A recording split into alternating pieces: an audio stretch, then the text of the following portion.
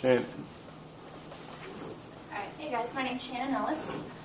Thank you for letting me talk about this today, especially because I don't usually talk about it. People think I'm bragging, and I'm not. It was just a really cool experience. I'm going to talk about Antarctica. It was one of the student organizations I was part of because I did it as a study abroad through Virginia Tech. I did it in the fall of 2014, so we basically take a class online in fall, and you kind of do like live lectures with professors all over the world who have been to Antarctica, are studying Antarctica. They're kind of like telling you about it currently, telling you about it in the past. You're just learning as much as you can about it. And then over Christmas break, winter break, we actually get to go to Antarctica for 2.5 weeks-ish. So you fly all the way down to Argentina and then get on a boat and go across to the peninsula of Antarctica, and then we kind of travel down around. How many people have been on a cruise? Okay, so a decent amount. So it's a little bit different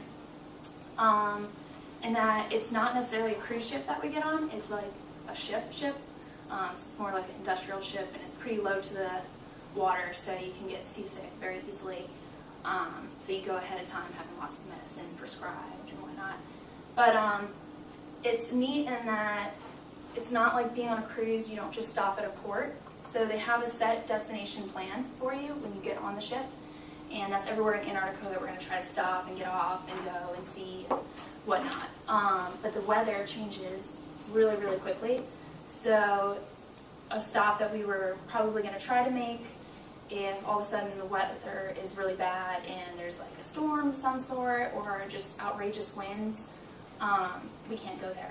So it was kind of neat in that at the end of the entire cruise around Antarctica, they kind of showed us like this was our planned path, and then this is what we actually did, and they were pretty different. And it just kind of gave us a new outlook on Antarctica as a whole, because it is a lot different than how you may picture it.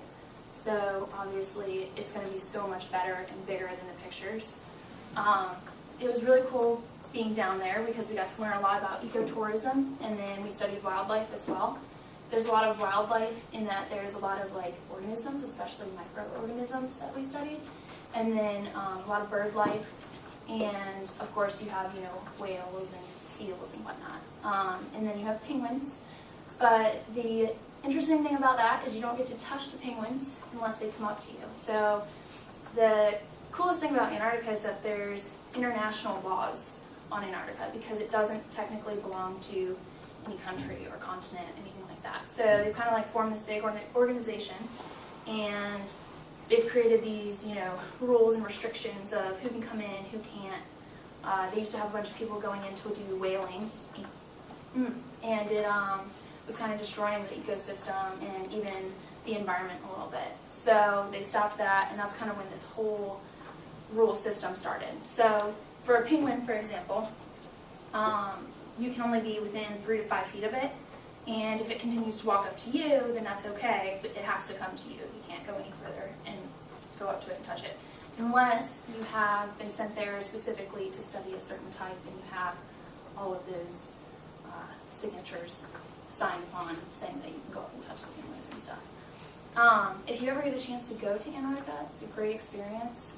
It's a real eye-opener for ecotourism because it's becoming a much bigger tourist industry, and that kind of ruins it in a sense. So, of course, like, it's a really cool place to go, but there's places that people have never touched, and that's starting to change. And you can see that in the fact, I think someone in the class, yeah, it was you, I think, gave the presentation. You said this is what Antarctica kind of used to look like, where there were all these ice sheets and now there's beaches, and that's true, there are a lot of beaches. The one day it was 60 degrees in the sun. We all had like jackets off and stuff like that, and there's a ton of snow around. But not kidding, it was 60 degrees in the sun and then 32 degrees in the shade. And that was the nicest day we had, but that's kind of how it is. So you can see, like, you know, right up front changes to our environment.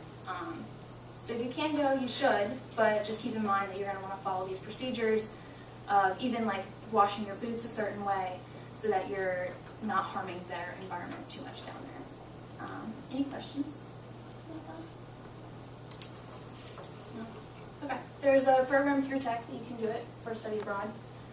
So if you're like biology majors, anything like that, it's pretty cool.